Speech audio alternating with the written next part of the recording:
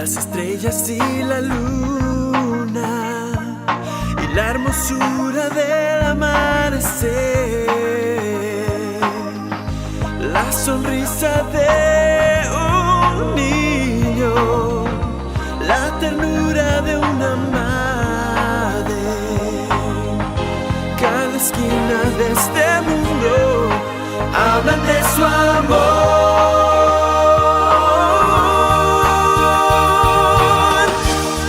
Mientras vivo yo cantaré de tu amor. Mi vida entera quiero ofrecerla a ti, mi creador. Yo gracias te daré por lo que haces tú por mí. Mientras vivo yo cantaré de tu amor.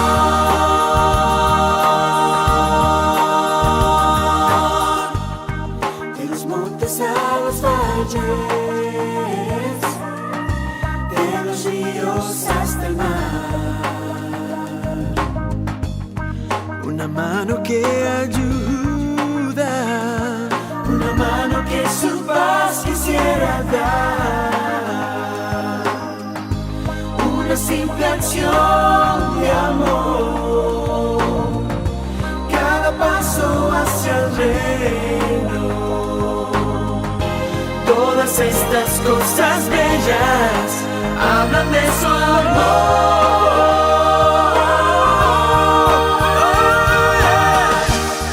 Mientras vivo yo cantaré de tu amor. Mi vida entera quiero ofrecerla a ti, mi creador. Yo gracias te daré por lo que haces tú por mí. Mientras vivo yo cantaré de tu amor. Mientras vivo yo sí cantaré, cantaré de tu amor. Yo cantaré por lo que haces tú por mí. Yo cantaré, cantaré de tu amor. Yo cantaré. Mientras vivo yo cantaré de tu amor. Mi vida entera quiero ofrecerla a ti, mi creador. Yo gracias te daré por lo que haces tú por mí. Mientras vivo yo cantaré de tu amor. Cantaré de tu amor. Mi vida entera quiero ofrecerla a ti, mi creador. Yo gracias te daré por lo que haces tú por mí. Mientras vivo yo cantaré de tu amor.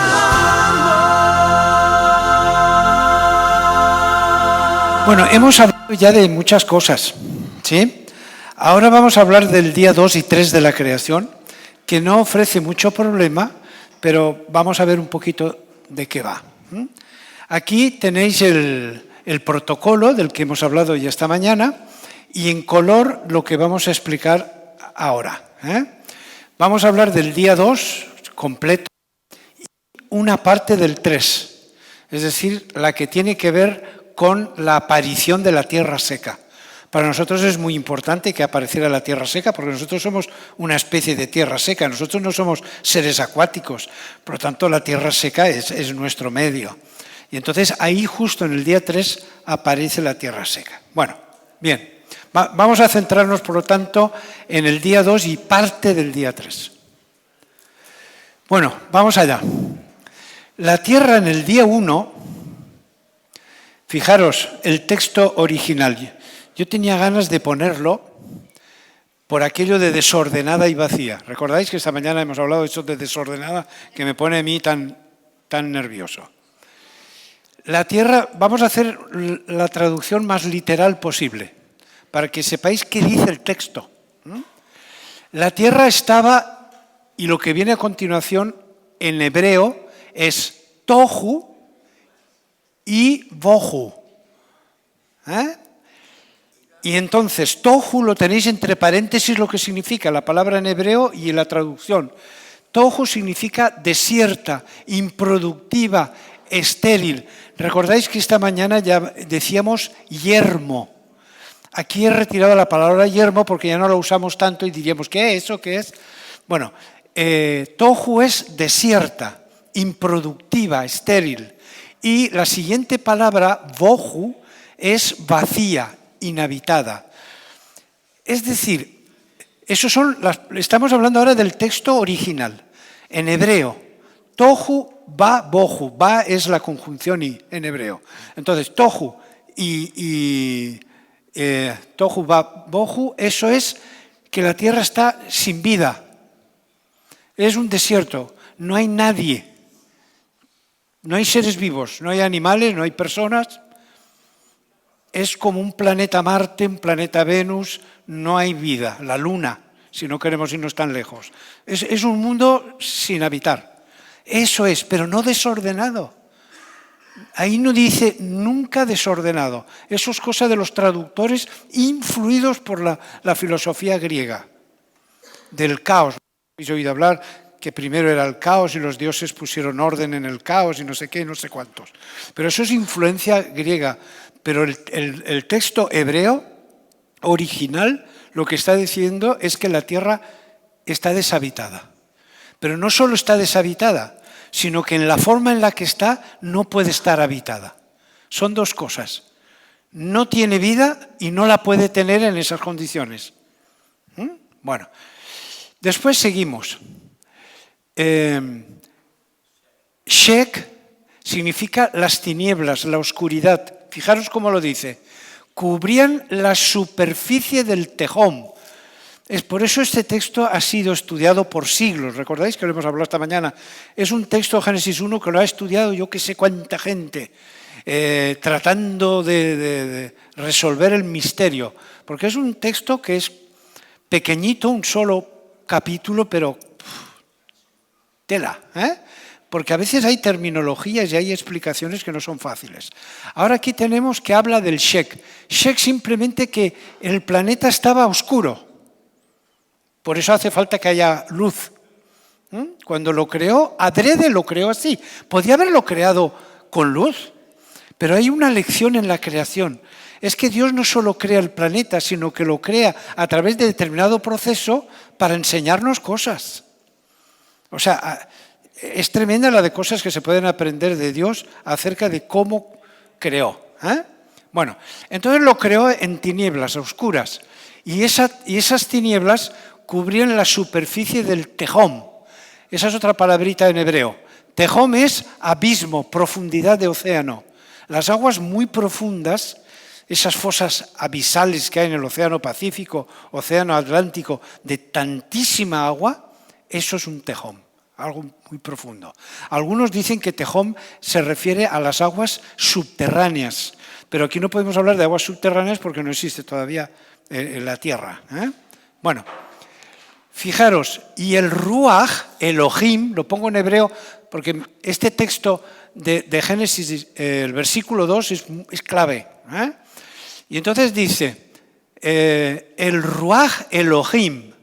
Ruach significa viento, aire en movimiento, que es viento. Y Elohim es el nombre de Dios en el texto de la creación. Dios tiene muchos nombres en la Biblia, muchos, unos cuantos. Uno de los más conocidos es Jehová, pero hay otros, entre ellos Elohim. Entonces, el nombre de Dios de la semana de la creación es Elohim. Y Elohim, muy interesante, es un nombre plural. O sea, si yo hiciera una traducción, cuando dice en el principio creó Dios los cielos y la tierra, yo tendría que decir, para hacer una traducción así literal, en el principio crearon, mejor dicho, no, lo voy a hacer mejor. En el principio creó los dioses, los cielos y la tierra. Elohim es un plural. En hebreo una palabra que termina en im es un plural, es una forma de hacer plural en hebreo. Entonces, Elohim es un nombre plural, es muy interesante. Es muy interesante. Entonces, ¿cómo traducir Ruach Elohim? Pues mucha gente traduce por Espíritu de Dios. Los hebreos dicen que ahí no dice nada de espíritu. Lo que está diciendo es el viento de Dios. O sea, que Dios movía el agua. Es así como lo traduce un rabino, un hebreo. Los cristianos le ponemos, como creyentes del Espíritu Santo, ya le ponemos el Espíritu de Dios. Pero los hebreos dicen que nosotros ya estamos haciendo una interpretación dentro de un contexto cristiano, que ahí no dice eso. Pero yo ahí lo dejo, ahí lo dejo. Ahora aparece merajefet. Merajefet en hebreo es una palabra muy bonita cuando se traduce. Dice que ese ruaj Elohim, ¿sí? Ese viento de Dios, espíritu de Dios, como queramos traducirlo, aunque no dice espíritu, pero bueno, podemos acomodar la palabra, dice que protegía la creación como la mamá de un ave protege los huevos de un nido. O sea, esa palabra en hebreo expresa la acción que hace una mamá ave cuando está incubando los huevos y los protege y los cuida y los defiende. Es una acción de amor, de cuidado. De cuidado, ¿sí? Como hace una gallina con sus pollitos. Esa es la acción de Merojafet. Es muy interesante, muy interesante. Fijaros la traducción que tiene. Dice sobre Hamayim. Hamayim hace alusión de nuevo al agua, pero en cuanto a extensión. Entonces, fijaros que del agua hay dos palabras. Una, Tehom, profundidad de agua, mucha agua, en muchos metros de agua. Y aquí Hamayim, mucha agua extendida sobre el planeta.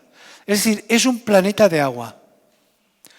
Cuando Dios crea la Tierra, la crea como planeta de agua. No aparece la creación del agua. No hay ningún lugar que Dios creó el agua. ¿Haya luz? Sí. ¿Haya animales? ¿Haya esto? ¿Haya aquello? Pero ¿haya agua? No. Cuando Dios crea el planeta, lo crea como planeta de agua. Con mucha agua, tanta agua que todo el planeta era un inmenso océano. No había tierra seca, porque la tierra seca va a aparecer el día 3. Bueno, pues ahora que hemos visto un poco esto, sobre todo espero que quede claro tohu bohu, para quitar esa idea de desordenada y vacía. Vacía está bien traducida, pero desordenada no. Bueno, vamos allá. Aquí os he preparado un modelo para que veáis un poquito el asunto. Este sería un modelo que de alguna forma se ajusta al versículo 2. Es decir, la Tierra tendría un núcleo material, tendría un océano que rodea toda la Tierra, un inmenso océano sin islas ni continentes, y una atmósfera. El texto nos habla un poco de la atmósfera cuando dice que estaba en tinieblas. Y luego nos habla de Hamayim, esas aguas que son extensas, que cubren la Tierra.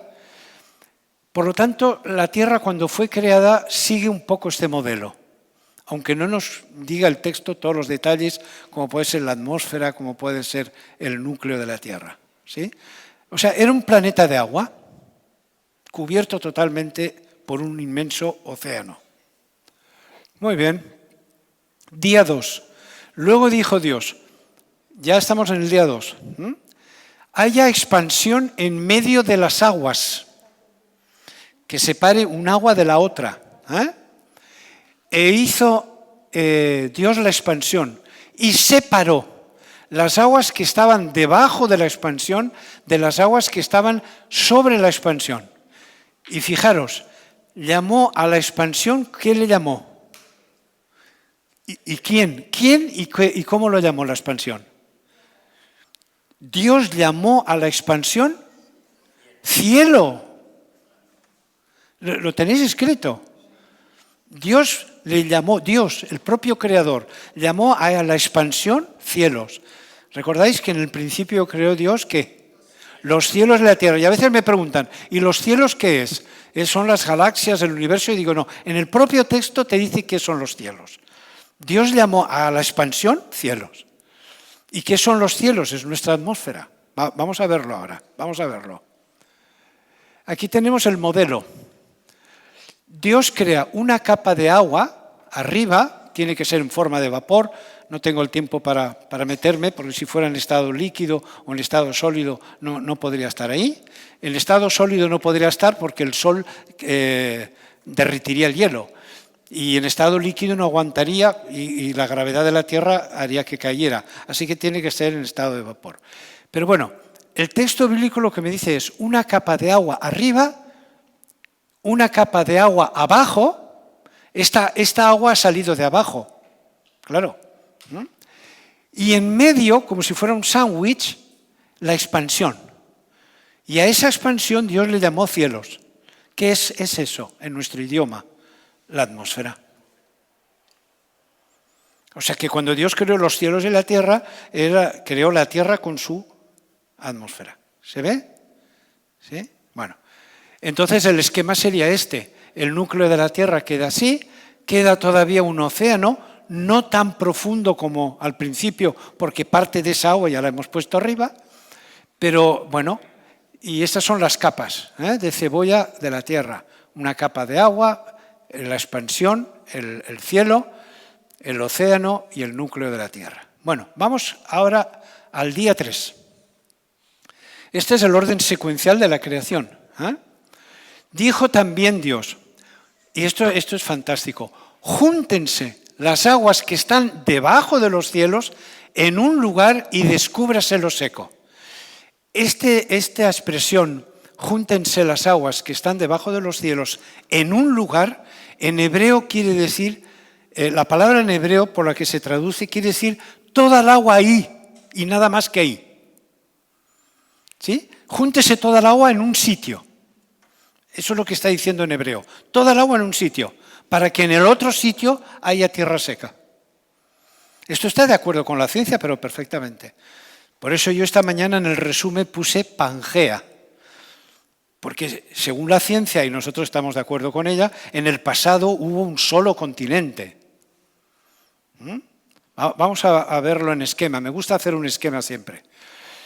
Tendríamos la capa de vapor de agua, tendríamos ese cielo, que lo reconocemos como atmósfera, y ya en la Tierra tendríamos el agua en un solo lugar, formando un océano, un único océano, y el Pangea.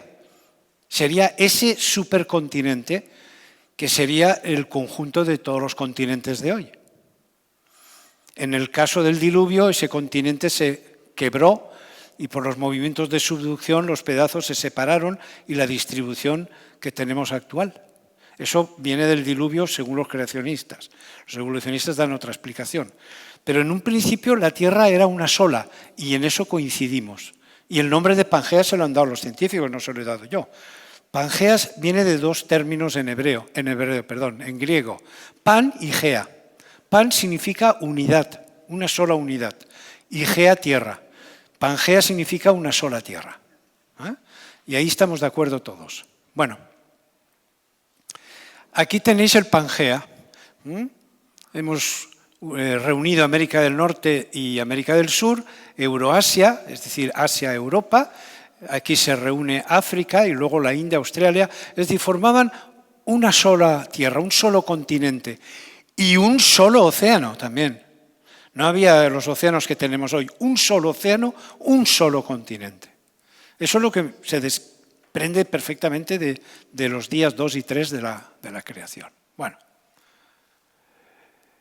Jehová vio que la maldad de los hombres era mucha, llega el diluvio, entonces Dios le dice, Noé, hazte un arca, está subrayado, porque yo traigo un diluvio de agua.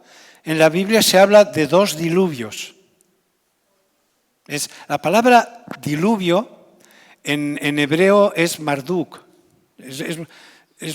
No hay manera de saber cómo traducir eso, no sabemos traducirlo. Hay quien lo traduce por catástrofe y hay como lo traduce por diluvio y demás. Pero la Biblia habla de dos diluvios. El de agua, que es el de Noé, y el de fuego, que está en el futuro. ¿Sí? La tierra será cubierta por fuego. Eso podemos hablarlo en algún momento. Es decir, los volcanes y todo esto van a salir enormes cantidades de lava, va a cubrir el planeta, como el agua cubrió en el diluvio el planeta. Por eso la Biblia le llama diluvio de fuego.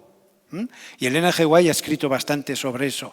Dice que en un momento determinado la Tierra parecerá una bola de fuego, toda cubierta de roca fundida, que es lava.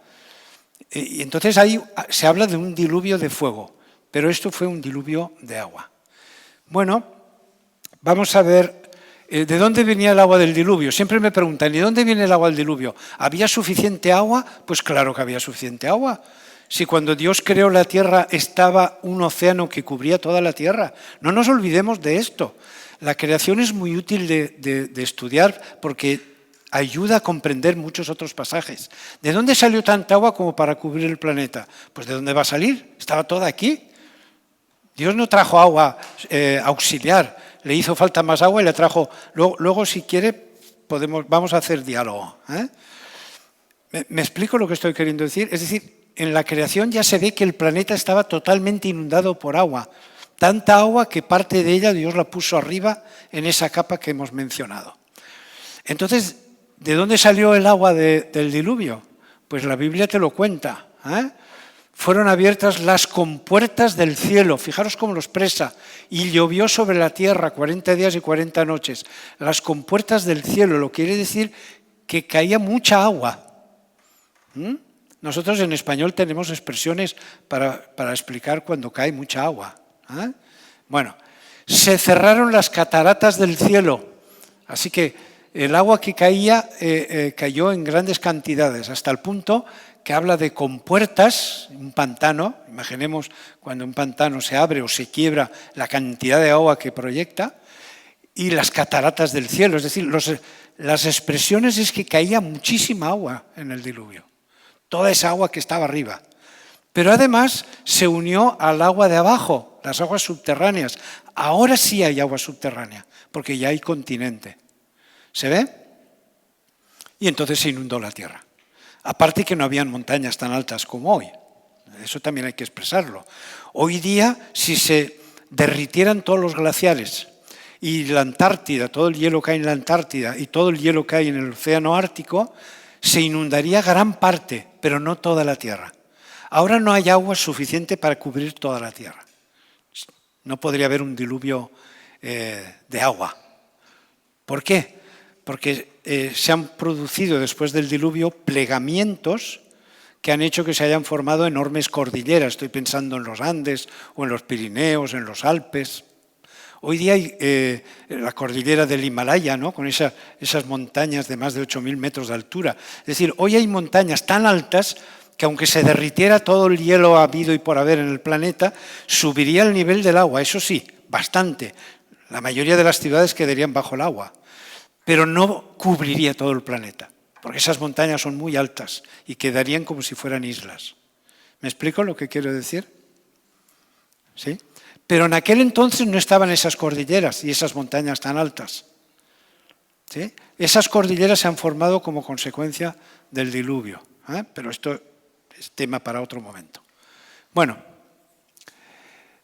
ahí tenemos el agua cayendo en el diluvio. El agua de la capa de vapor de agua cayó en forma de esas compuertas que se abrieron, esas cataratas de agua, y además de abajo del Pangea, el agua subterránea, pues también salió. Entonces se juntó el agua de arriba con el agua de abajo. Y como repito, no habían esas cordilleras, esas montañas tan altas como hoy en día, la tierra se inundó. Hoy no podría ser, vuelvo a repetir, hoy no podría haber un diluvio de agua, porque ahora sí que no hay suficiente agua como para cubrir todas las cordilleras y montañas altas, pero entonces sí. Bueno, pues aquí tenemos en el diluvio, yo he querido representar esta capa, sería el agua que ha salido del Pangea o ha caído del cielo por la lluvia. Y entonces el nivel del mar subiría y se cubriría todo el planeta, quedaría todo inundado. Que la Biblia lo dice claramente, en el relato del diluvio dice que se cubrieron todas las montañas, todo el planeta quedó bajo el agua. Eso lo explica muy bien el texto del diluvio. ¿Sí? ¿Se ve un poquito para que veáis en esquema cómo? Bueno, vamos con el día 3, 5 y 6, porque mi idea es que podamos tener ya un concepto general de la creación y podamos conversar después. Aquí tenéis señalado, seguimos con el día 3 porque aparece la creación de las plantas, esto ya lo hemos visto, ahora vamos a ver la creación de las plantas y creación de los animales. En el día 5 los acuáticos y voladores y en el 6 los terrestres y nosotros. Bueno, vamos con eso. Hay un término que se va a repetir una y otra vez en la creación de los seres vivos, que se traduce por según su especie. Fijaros la de veces que se repite. Día 3, creación de las plantas. Dijo Elohim, el nombre que hemos dicho que Dios tiene en el texto de la creación. Mirad cómo lo dice, es muy interesante. Yo he tratado de buscar la mejor versión. Estoy hablando de la versión Cantera Iglesias, que es una buena versión. Es bastante literal al texto original. Por lo tanto, te da una idea bastante buena de lo que dice el texto. Mirad lo que dice. Dijo Elohim, brote la tierra verdín, o sea, verde, hierba germinadora de simiente, árboles frutales generadores de fruto, conforme a su especie, según su especie. Y ahora, brotó en efecto la tierra verdín, hierba germinadora, conforme a su especie, y árboles generadores de fruto con arreglo a su especie. ¿Veis que se repite? Lo tenéis subrayado. Conforme a su especie, 1, conforme a su especie 2, con arreglo a su especie 3. En la creación de las plantas 3 veces conforme a su especie. Esto insiste, cuando en la Biblia varias veces repite la misma cosa, estamos hablando de algo que es importante. Esta mañana veíamos lo de Yom. Después de cada día de la creación, Yom, se repite. Fue la tarde de la mañana, día 1, día segundo, día tercero. Se repite y se repite y se repite para subrayar una idea. Son días de 24 horas, es una semana como la de ahora. Y aquí subraya lo de su especie. Fijaros ahora, creación de los animales acuáticos y voladores. Fijaros, dijo Elohim, pululen las aguas en un pulular de animales vivientes. Muy interesante. Aunque la palabra pulular no la usamos, pulular significa que se llene el agua de seres vivos. ¿Sí? Es decir, cuando tú miras el agua ves peces por todos los lados, que van de aquí para allá. Se nota que el agua está llena de vida y se mueven los peces. Eso quiere decir pulular, que se llene el agua de vida, de seres vivos. Muy bonito. Y vuelen los volátiles sobre la tierra. Vuelen los volátiles. No dice las aves. Hay muchas traducciones que, ¿quién vuela? Pues las aves, No, el texto no dice las aves. Mirad, el texto bíblico es más serio de lo que nosotros lo hacemos. Entre traductores y malos intérpretes hemos convertido el texto bíblico a veces en algo muy infantil. Y el texto bíblico es muy serio. Lo que te está diciendo es que Dios creó los animales que vuelan. ¿Y quiénes son los animales que vuelan? Claro está, las aves, pero los murciélagos vuelan y son mamíferos, no son aves. Y las mariposas vuelan y no son aves.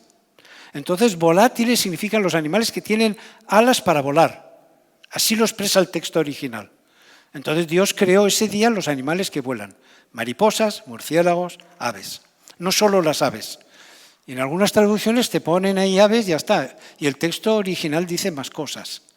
Bueno, mirad qué dice. Creó pues Elohim los grandes cetáceos, los animales grandes, estamos hablando de las ballenas, de los cachalotes, y todo animal viviente que bulle, es como hervir. No sé si habéis visto alguna vez en una piscifactoría cuando hay muchos peces. Parece un borboteo, en la superficie del agua parece como si estuviera hirviendo, ese borboteo, ¿no? Bueno, pues eso quiere decir bulle. Las aguas conforme a su especie, ya lo tenéis aquí, y todo volátil alado, ¿veis la idea del volador que tiene alas para volar? Según su especie. Así que ya tenéis otra vez el según su especie 2 veces. Creación de los animales terrestres. Produzca la tierra animales vivientes conforme a su especie, ganado, reptiles y bestias con arreglo a su especie, Y así fue. Hizo pues Elohim las bestias salvajes conforme a su especie, los ganados con arreglo a su especie y todos los reptiles del campo según su especie. ¿Veis que se repite una y otra vez? Resulta a veces un poco pesadito, ¿no? Porque, bueno, una vez y otra vez, bueno, ya me lo has dicho, ya lo sé, ya lo supongo. Insiste, porque el texto bíblico fue escrito para oidores, no para lectores. Nosotros tenemos la Biblia y la leemos, pero entonces no tenían la Biblia para leerla. Entonces los textos se escribían para que los oyentes memorizaran fácilmente lo que oían. Entonces hay que subrayar, hay que volver a repetir. Esto los maestros lo saben muy bien, ¿no? A veces me dice mi mujer, ¿ya has mencionado eso? Yo digo, es que sin querer el maestro es como un vicio, ¿no? Repetir una y otra vez lo mismo porque sabes que de la repetición aparece el aprendizaje. Bueno, bien. Los animales que entraron en el arca, ahora estamos en el diluvio, ya no estamos en la creación. Mirad lo que dice. Entraron Noé, Sem, Cam, Jafet, bueno, las mujeres, ellos y todos los animales, mirad, todos los animales salvajes según su especie, los domésticos según sus especies, los reptiles según sus especies, las aves según sus especies. Bueno, ¿veis el tema de las especies que se vuelve a repetir? Es decir, no solo se repitió en la creación, sino que ahora se repite en el diluvio para que sepamos que entraron por sus especies. Bueno, y ahora viene la pregunta, ¿qué es una especie, no? Claro, porque el concepto de especie que menciona Moisés no tiene nada que ver con el concepto de especie que hoy día la ciencia describe. ¿Sí? El término por el que se ha traducido según sus especies, que lo acabamos de ver, es la partícula hebrea min. No tenemos más remedio que ir al hebreo, ¿sí? No hay más remedio, porque ya os he dicho que uno de los problemas para estudiar el Génesis es que está en hebreo. Entonces tenemos que acudir al hebreo todas las veces que haga falta para entender lo que nos está diciendo, ¿eh? Entonces la partícula hebrea min, cada vez que aparece min se traduce según sus especies o conforme a su género o según su naturaleza. Bueno, la traducción literalísima es de lo suyo. Es decir, que Dios hizo a los animales a cada uno de lo suyo. ¿Y eso de lo suyo qué es? A cada uno según lo suyo. Pues los perros según lo suyo y los gatos según lo suyo, ¿no? Porque un perro y un gato son muy diferentes, pero tiene cada uno su naturaleza, ¿eh? Muy bien. Bueno, entonces vamos a ver, ¿qué será un min? Porque esto es clave. Min lo traducimos a cada uno de lo suyo, pero ¿qué es? Hay que traducirlo ahora a nuestro lenguaje, ¿eh? Bueno, vamos a ver. Hay dos preguntas que no le podéis hacer a un biólogo. Prohibido. Así que entre las preguntas espero que no salga ninguna de estas dos. ¿Qué es la vida? Un biólogo estudia biología. Biología es bios, logos. Logos es estudio, tratado. Bio, vida. Es una carrera que estudia la vida. Y nos pasamos años y años estudiando la vida, pero no la podemos definir. La podemos describir, cómo son los seres vivos, cómo se comportan, en qué consiste la materia viva, todo lo que queráis. Pero definir la vida, no hemos conseguido definirla. ¿Qué es la vida? Si me preguntáis, ¿qué es la vida? Pues me ponéis en un aprieto, no lo sé qué es la vida. Es un misterio. Es difícil decir qué es la vida. Y la otra definición es qué es una especie. Si me preguntáis qué es una especie, es el mismo problema. Yo no puedo daros una definición de especie, porque es un problema. Entonces, para definir min, pues tenemos un problema, ¿eh? Bueno, hay varios criterios. Entre ellos, el que más se usa es el de interfecundidad. Y ahora voy a explicaros eso de qué va. Según la biología, una especie biológica está constituida por individuos que son capaces de reproducirse entre sí y generar descendientes fértiles. Por ejemplo, da igual la raza de perro que se trate, ¿sí? Puede ser un Doberman y, yo qué sé, un pequinés. Da igual si uno es grandote, el otro es pequeño, si uno es alargado y el otro es más chato, da igual. ¿Por qué los perros son todos de la misma especie? Porque se pueden reproducir entre sí y dan descendencia fértil. Pero a que no podéis hacer eso entre un perro y un gato. ¿Os habéis observado? No hemos sacado un híbrido entre perro y gato. ¿Por qué? Ahora lo vais a ver, hay unas barreras biológicas que impiden que un gato y un perro puedan tener hijos, descendencia. Entonces ya está claro que una especie es el gato y otra distinta es el perro. ¿Sí? Cuando no se pueden reproducir, eso ya está marcando la distancia de otra especie. Bueno, incluso hay alguno que opina, como Frank Marsh, de que no es necesario ni que sean los descendientes fértiles. Con que haya descendientes ya hace que sea de la misma especie. Bueno, fijaros, aquí tenéis el esquema de un espermatozoide y el esquema de un óvulo. En la superficie del espermatozoide y en la superficie del óvulo hay unas sustancias químicas que es como la llave y la cerradura. ¿Sí? Tú puedes abrir una puerta si esa llave encaja con esa cerradura. Si no, la llave puede ser muy hermosa, muy bonita, muy interesante, pero si no encaja, pues no abre la puerta. Aquí pasa igual. Entonces, los espermatozoides que produce, por ejemplo, un gato y los óvulos que produce, por ejemplo, una perrita, no van a encajar en la vida, ni aunque los juntes en un laboratorio. ¿Sí? Porque la sustancia química del espermatozoide y la del óvulo no encajan. Ya son incompatibles, entonces ya ahí ya tenéis un problema para mezclar un gato y un perro, entre otros problemas. Aquí cito igual número de cromosomas, que se emparejen en la meiosis, etc. ¿Sí? ¿Se ve? Entonces la reproducción ya es una barrera. Bueno, pero hay un problema con las especies, y es que presentan lo que se llama variabilidad. Todos estos caracoles que veis distintos son de la misma especie. Fijaros qué variedad tan grande. Entonces, Dios, ¿qué pareja de caracoles creó de ahí? Los que eran más anaranjados, más amarillentos, más blancos, más verdes. ¿Veis? Dios crearía una pareja de donde han salido todos los otros. Eso quiere decir que esa pareja de caracoles que Dios creó tenía el potencial genético para dar lugar a todos los otros. Si no, ¿de dónde han salido? Pues ha salido de la genética y su relación con el medio ambiente, claro. El medio ambiente también tiene algo que decir. Bueno, aquí tenéis una serie de mariquitas, pues fijaros qué diferentes, desde muy roja ya con dos puntitas de negro, hasta aquí que es negro con dos manchas de rojo. Y en medio pues tenéis ahí un variopinto. ¿Qué pareja Dios creó ahí? No sabemos. No sé. Eso habría que estudiarlo con detenimiento y posiblemente nos equivocaríamos. Dios creó una pareja, pero con potencial genético para dar lugar a las otras. ¿Sí? ¿Se ve? Bueno, es que esto es muy importante lo que estoy diciendo ahora. Bueno, pues aquí tenemos los gatos. La variabilidad del gato. Sabemos que hay muchas razas de gatos. ¿De dónde han salido? Pues habrá salido de una pareja inicial. Dios no creó todas estas razas, yo estoy seguro de eso. Dios creó una pareja, vuelvo a repetir, con un potencial genético de donde salieron las otras.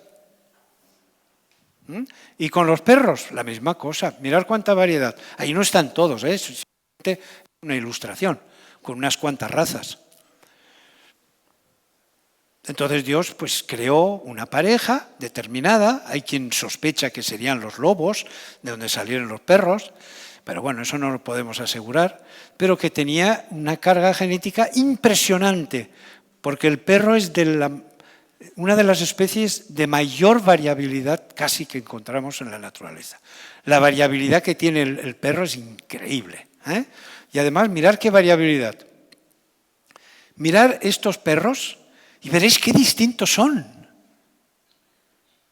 Yo tuve un profesor de zoología que nos decía, si no conociéramos la especie perro y la conociéramos solamente a través de los fósiles, cada una de las razas la estaríamos clasificando de distinta especie. De tan distintos que son. Miradlos, veréis entre ellos. Por ejemplo, mirad qué chato es. Sin embargo, mirad qué morrudo es. Este es grandote, este es muy chiquito, pero además formato distinto. No miréis el color, porque el color es lo que menos importa. Mirad el formato, la forma del cuerpo, el tamaño, todo eso. Bueno, pues si no supiéramos que es de la misma especie y se pueden reproducir, pues a lo mejor lo estaríamos clasificando como especies diferentes cuando no fue así. ¿Se va entendiendo un poco la creación? Porque estamos tratando de comprender la creación. ¿Y qué pasa con la variabilidad humana? Siempre me preguntan, ¿y las razas qué? Yo digo, ¿qué? ¿Cuál es el problema de las razas? Hombre, ¿de dónde han salido? ¿De dónde han salido? Pues ¿de dónde han salido las razas de perros, de gatos, de escarabajos? Es la misma cosa. Algún día vamos a tener tiempo de hablar de la creación del ser humano, pero hay muchas cosas que hemos aprendido mal y el ser humano tiene muchas cosas que se parecen a los animales, en algunas cosas. Y una de ellas es que presentamos variabilidad. Miraros unos a otros y veréis qué diferentes sois unos de otros. Ya no estoy hablando de raza, estoy hablando simplemente de aspecto diferente, individual. Una pareja tiene 4 hijos. Nosotros hemos estado en algunos países con gente que tiene 10 hijos. Ninguno de ellos es idéntico al papá o a la mamá. Idéntico al papá o a la mamá. Los papás no sacan un hijo igual a ellos. Eso por un lado. Y por otro lado, los hermanos tampoco son iguales, salvo que sean gemelos, que eso es un punto y aparte. Así que 2 papás, ¿sí? El papá y la mamá, sacan 10 hijos. Son diferentes entre sí y ninguno de ellos además es idéntico a ellos. Eso se llama variabilidad. Y en el ser humano hay variabilidad y de ahí surgieron las razas. Dios no creó las distintas razas, pero surgieron. ¿Cómo? Pues de la misma manera que en el perro, que en el gato. Es que esto es muy importante que lo sepamos. Es decir, Dios nos creó con un potencial genético suficiente como para que poco a poco fuéramos dando diversidad. Eso es muy bonito, ¿no? ¿O no? ¿O no os parece? Cada uno de nosotros es único. Único en la vida. Cada uno de vosotros es único. Nunca, nunca en la historia, nunca, y eso lo pongo en letra mayúscula, nunca en la historia ha habido alguien igual a cualquiera de los que estáis aquí sentados. Y además no va a volver a haber nadie como vosotros, sois únicos. Que tengan las características que tenéis en el aspecto y demás, no va a haber otro igual. Ni lo hubo ni lo habrá, sois únicos. Eso es variabilidad. Somos diferentes, eso es muy bonito, yo creo. O sea, Dios ha establecido unas leyes naturales que hacen que cada individuo que nace sea diferente a los otros. Y eso os hace únicos. Yo sé de gente que ha tenido perros o gatos, que les gustan mucho los animalitos domésticos, y se les ha muerto un perro, han vuelto a tener otro perro, pero han dicho, pero no es como el que murió, ¿eh? No, este perro tiene otra personalidad. Y a lo mejor han comprado de la misma raza y todo, pero ya no. No, en los animales pasa eso, cada animalito también tiene su personalidad, es único. ¿Él? Sí, tiene otras características, pero es de la misma especie, eso está claro. La personalidad es distinta. Ya, pero los animales también tienen su personalidad. Bueno, vamos a dejar eso.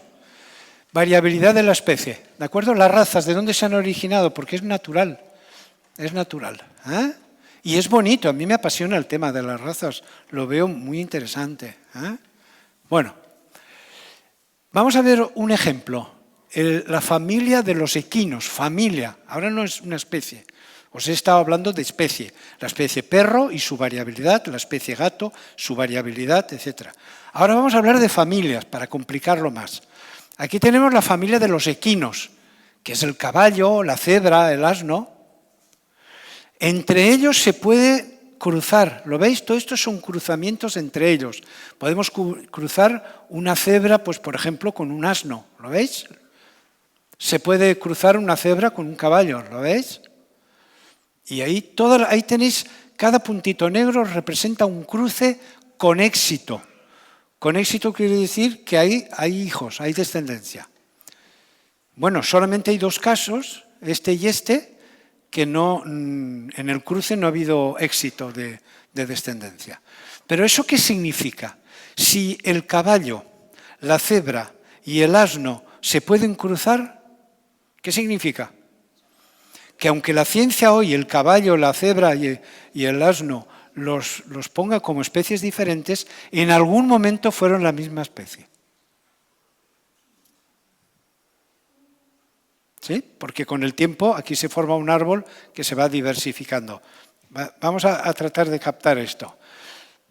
Aquí tenéis el caballo, el asno, y sabéis que se forma la mula como híbrido, que normalmente es estéril, pero a veces da la sorpresa de tener descendencia. En algún caso ha habido ese tema. Bueno, ¿qué dicen los científicos?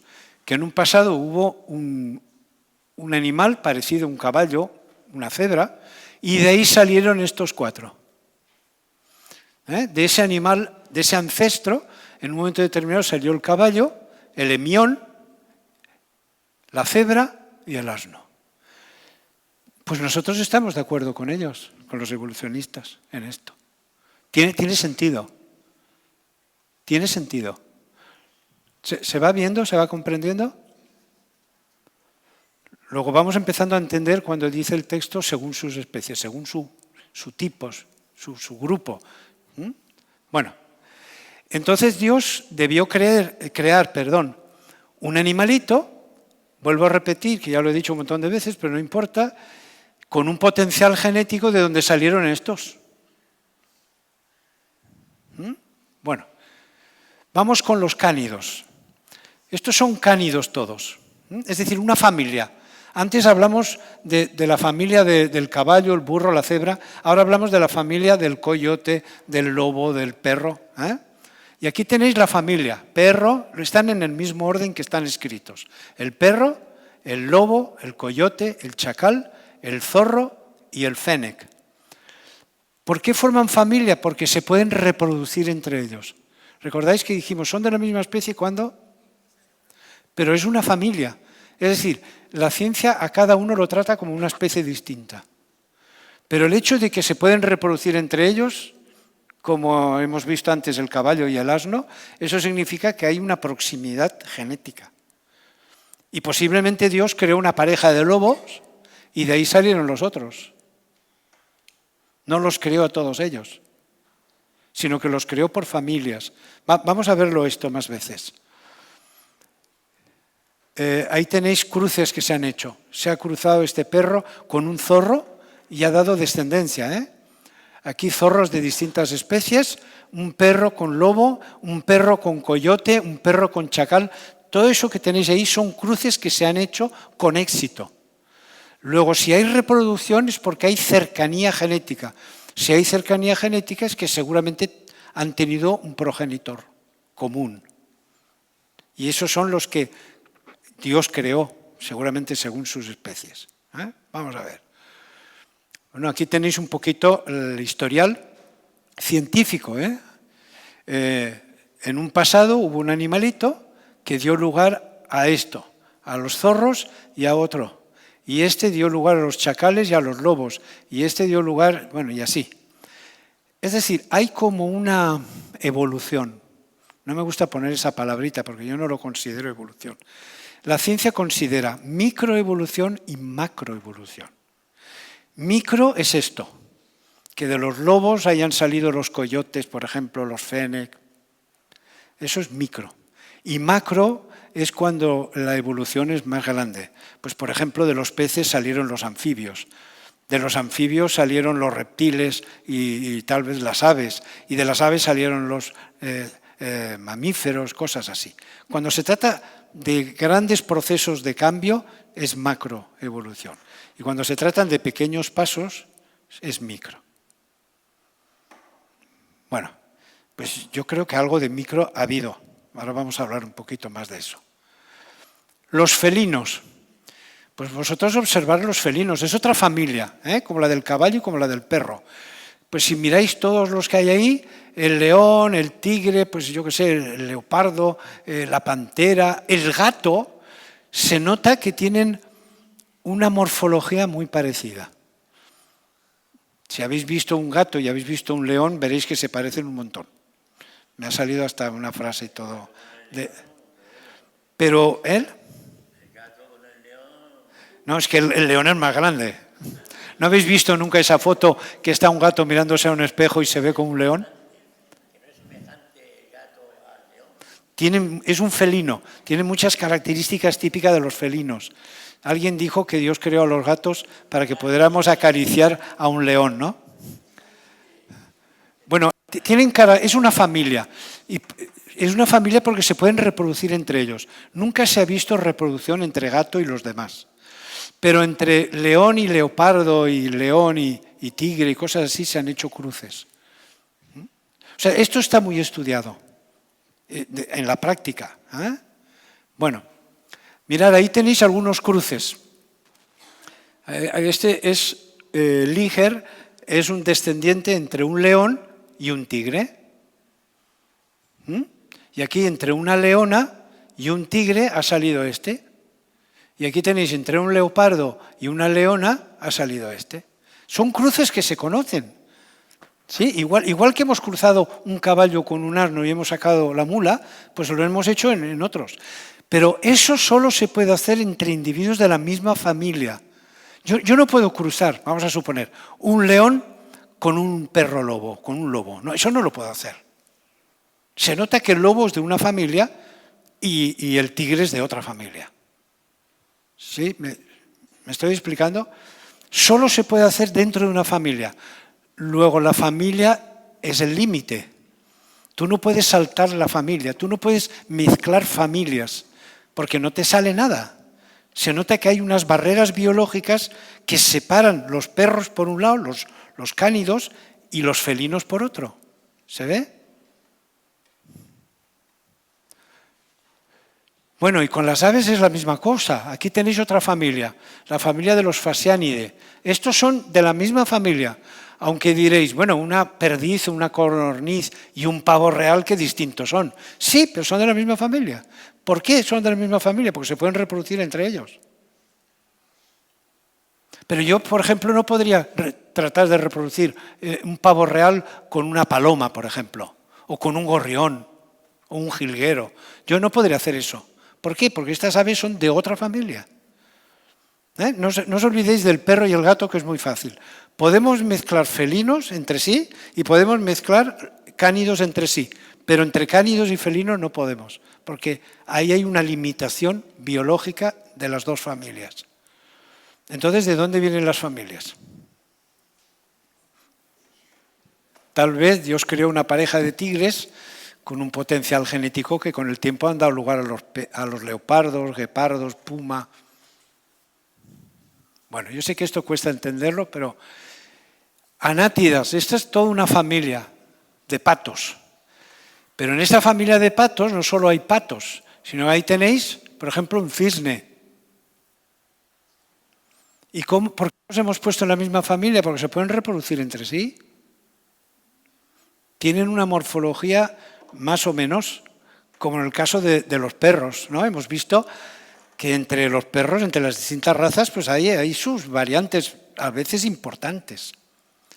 ¿Se ve un poco esto? ¿Sí? Bueno, vamos a poner un ejemplo. Todos los que estamos aquí presentes hemos sido una célula en algún momento de nuestra vida. En el álbum de fotos debíamos de poner una célula en la primera página. ¿Sí? Porque cuando el espermatozoide de vuestro papá y el óvulo de vuestra mamá se juntaron, formaron lo que en biología llamamos cigoto. Y un cigoto es una célula. La carga genética de la mamá se une con la carga genética del papá y forman un nuevo ser. Pero fuimos todos una célula. Todos los que estamos aquí hemos sido una célula. Nada más que una. Cualquiera diría lo que salió de la célula, ¿no? Pero es interesante. El organismo de ustedes y el mío está constituido de células muy diferentes. Bueno, eso está claro. Sin ayuda. Sí, sí. ¿Qué son, gemelos o algo así? ¿Mellizos? Bueno, muy bien. Mi abuelo era mellizo. Ya, cosas de la vida. Pero ¿se ve? ¿Se ve un poco esto? Miren, aquí tienen una neurona. Miren la forma que tiene la neurona. Nada que ver con la célula cigoto. La célula cigoto más o menos es como un balón. es esférica.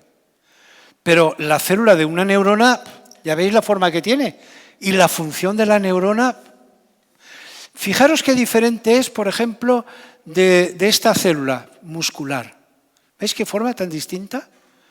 La neurona es distinta, la célula muscular es distinta. Esto es un cono de la retina del ojo. ¿Veis? Hace otra cosa, distinta a la muscular y a la nerviosa. Tiene otra forma diferente, su función es distinta. Aquí tenéis un glóbulo blanco que tiene otra forma. Aquí tenéis una célula epitelial que ya tiene otra forma y hace otra función. ¿De dónde han salido cerca de 250 variedades diferentes de células? Todo su cuerpo y el mío está formado por unas 250 células distintas, en tamaño, en forma, en función. ¿De dónde han salido todos? Pues del cigoto. O sea, todas estas células han salido del cigoto. El cigoto tiene el potencial genético, y perdonad que use esa frase tantas veces, el cigoto tiene el potencial de dar lugar a todas esas células. Y pobres de nosotros que no sea así. Porque todas esas células las necesitamos para tener salud. ¿Sí? ¿Se ve? Mirad lo que he hecho aquí. El cigoto da lugar a la familia, porque son familias, de las células nerviosas, la familia de las células sanguíneas, la familia de las células musculares, la familia de las células epiteliales, la familia de las células óseas, la familia. Y ahora hay un antecesor en las células nerviosas de las que salen todas las células nerviosas, que no solo son las neuronas, hay otras.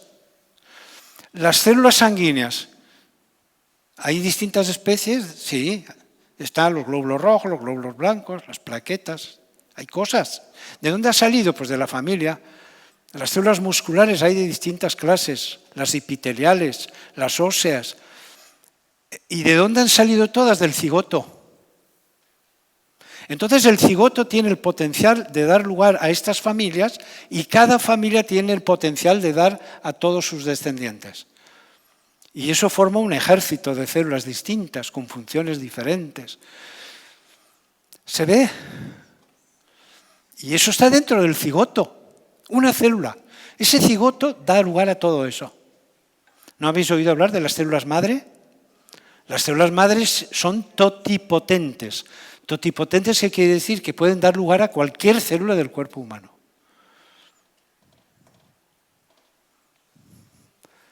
Bueno, entonces, ¿qué problema hay con esto? ¿Qué problema? Dios pudo haber creado el ancestro de los felinos, el ancestro de los cánidos, el ancestro de los equinos, el ancestro de los fasiánidos, de los anátidos, y esos ancestros dar lugar a toda la diversidad que hoy encontramos. ¿Se ve? Esto es muy probable, muy probable.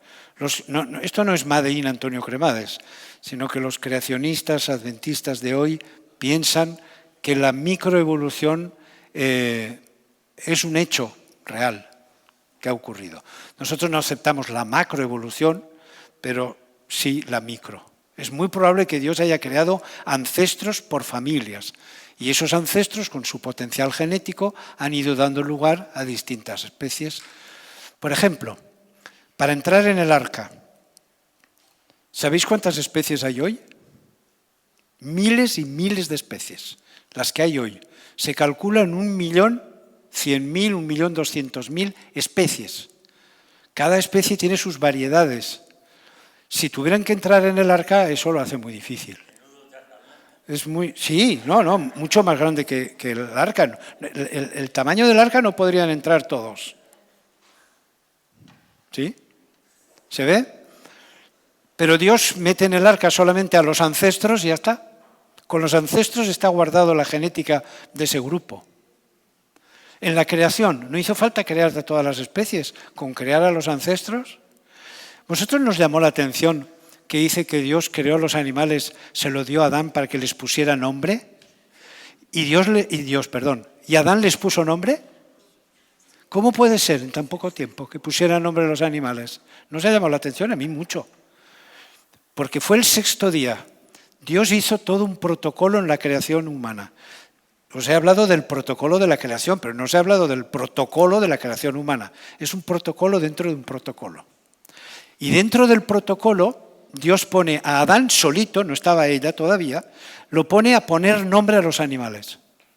Y lo hace dentro del sexto día, porque tanto la creación de él como el de ella ocurrió el mismo día. Así que estamos hablando de horas de diferencia. Y Adán hizo lo que Dios le pidió, es decir, le puso nombre a los animales. No debían haber muchos animales.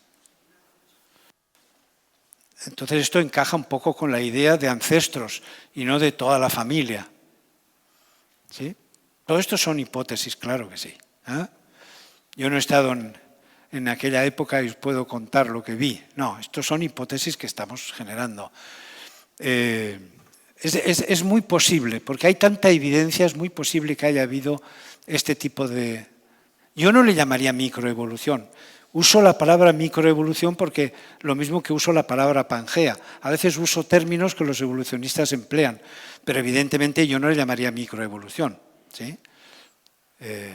Es decir, Dios hizo una creación que con el paso del tiempo se va desarrollando como un árbol. Dios creó los árboles de determinada altura, pero ellos se siguieron creciendo con el paso del tiempo y formando nuevas ramas.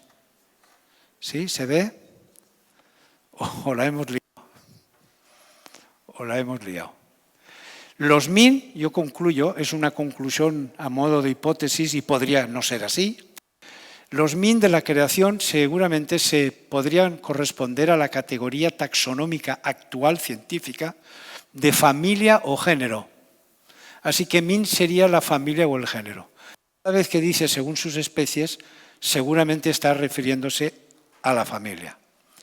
De forma que los felinos sería una familia, los cánidos sería otra, los équidos sería otra, y así. ¿Sí? Y Dios crearía los ancestros, los ancestros, los ancestros, y con el paso del tiempo, el potencial de ellos habrían ido dando lugar variedad, variedad, variedad.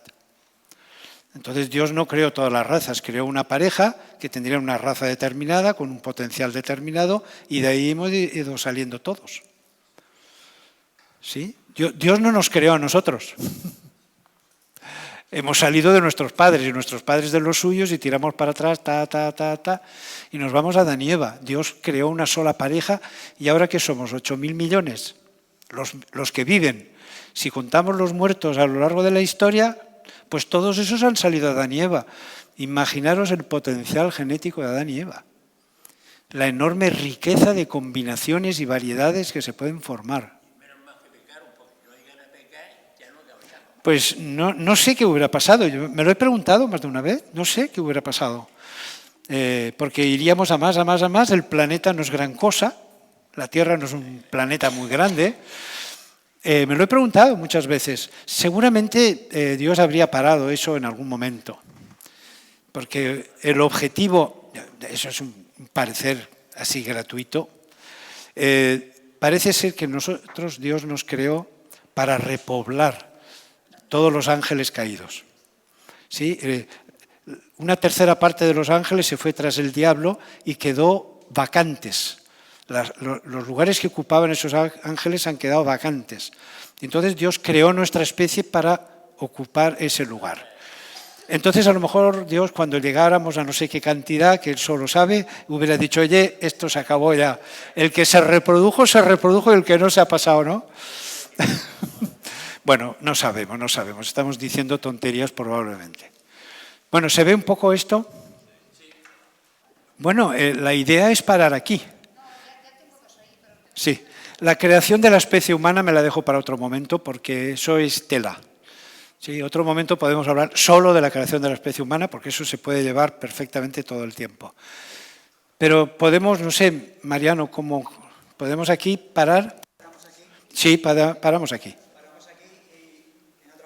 Sí, porque sí, de alguna manera hemos recorrido toda la creación. ¿Sí?